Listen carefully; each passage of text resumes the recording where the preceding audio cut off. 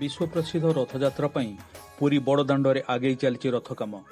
शास्त्र अनुजाई प्रति रथर रही 34 विभाग।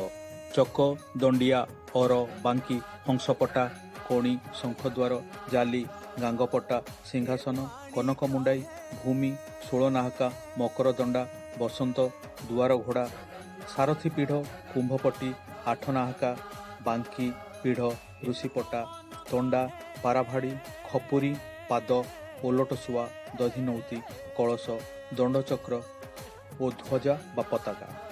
तीन रथर विभाग गुड़िक जदिओ समान, सेमानक उच्चता और चक संख्यार थाए भिन्नता।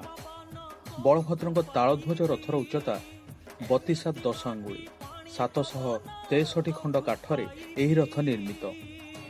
एही रथर चक संख्या 14।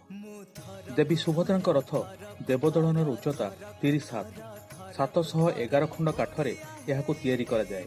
एही रथर चक संख्या 12। महाप्रभु श्री जगन्नाथ नंदीघोष रथ सबुठारु बड़, यार उच्चता 23.5 अंगुली। एही रथ निर्माण निमित्त 832 खंड काठ आवश्यक होता है। रथर चक संख्या 16। शिल्पी और सेवक माने भाव भक्तिर सह लगी पड़िचंती रथ काम सारिबा पाई।